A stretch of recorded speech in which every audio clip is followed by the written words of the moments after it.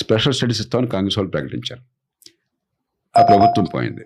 Next government వచ్చేసరికి ఏమైందంటే అసలు ప్లానింగ్ కమిషన్, స్పెషల్ స్టడీస్ అంతా ప్లానింగ్ కమిషన్, దాన్ని రద్దు చేసి నీతి ఆయోగ్ పెట్టారు.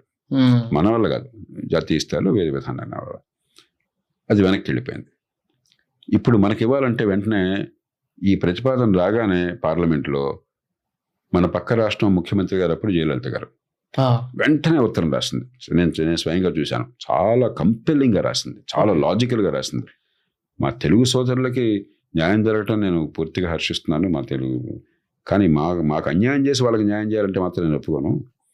మా పక్కనే ఉన్నారు వాళ్ళు, వాళ్ళకి అన్ని కూడా ట్యాక్స్ ఆప్షన్ ఇచ్చే మా స్టేట్లో ఉన్న పెట్టుబడులు ఏమి రాకుండా వాళ్ళకి వెళ్ళిపోతాయి, ఇది అన్యాయం, అందరినీ సమానంగా చూడాలా అని వెంటనే కళ్ళారా చేసింది. వాళ్ళకి 39 సీట్లు ఉన్నాయిగా.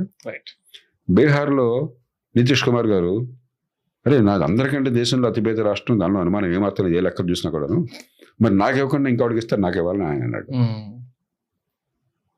ఇది డెమోక్రసీలో ఉన్నాం. ప్రతి రాష్ట్రానికి ఓట్లు ఉన్నాయి, వాళ్ళకి సీట్లు ఉన్నాయి, వాళ్ళ ఓట్లు కావాలా. అందుకని నేనేం ప్రతిపాదించానంటే, మనం ప్రత్యేక ఈ పన్ను రైతులు మాకు రాష్ట్రం మొత్తానికి వేరే ఇవ్వాలని చెప్పంటే సాధ్యం కాదు. మనం అంత కోరుకోవడం తప్పలేదు. కాబట్టి మనం కొంచెం తెలివిగా చేద్దాం.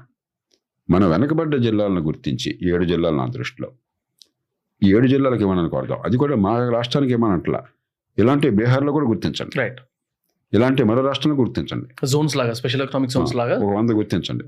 ఆ 100కి ఇస్తున్నామనండి. అప్పుడు మనం ఏంటంటే మనం కోస్టల్ ఏరియా కదా మంది, కొంచెం మిగతా వాళ్ళకంటే కొంచెం బుద్ధి జ్ఞానం మనకు ఉందని నమ్మకం కదా నాకు. కాబట్టి మనం కొంచెం క్విక్గా ఇన్ఫ్రాస్ట్రక్చర్ కానీ మిగతా ఏర్పాటుగా మనం చేసుకుందాం. అప్పుడు 100లో ఏమంటే మనకు ఎక్కువ వచ్చేస్తాయి. కాబట్టి ఉడుపుగా మనకు కావాల్సిన సాధించుకోవాలి, మిగతా వాళ్ళకి అన్యాయం జరిగిందని గొడవ ఉండకూడదు. అది నేను బహిరంగంగా ఎన్నోసార్లు చెప్పాను. మరి మనకందరికీ కూడా రస్తాలోకి చేసి అవతల మీద నేను పై చేయని చూపెట్టుకోవడం మీద ఉన్న సరదా ఎలక్షన్లో ఓట్ల కోసం సాధించుకోవటం లేదు. కాబట్టి ఈవేళ ప్రత్యేక ప్రతిపత్తి మిగిలింది ఇది ఒక్క అంశం. చాలా మంది అదేదో అక్కడ ఒక అద్భుతమంది ఉందనుకుంటున్నారు.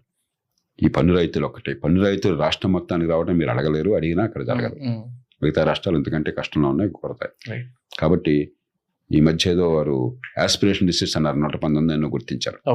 అట్లా దానిలో మన జిల్లాలోని 7 మనం కలిసి ఏర్పాటు చేద్దాం, చేసుకుని మాకు ఈ జిల్లాలకి పన్ను రాయితీలు ఇవ్వండి, దేశంలో అందరితో పాటు మాకు కూడా ఇవ్వండి.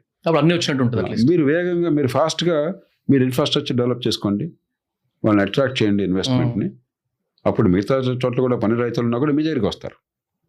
ఇద్దరి దగ్గర ట్యాక్స్ ఎగ్జంప్షన్ ఉంది, ఎవరు ఆప్యాయంగా చూసుకుంటారో, ఎవరు అక్కడ అన్ని సౌకర్యాలు కలిగిస్తారో వాళ్ళ దగ్గరికి వస్తారు.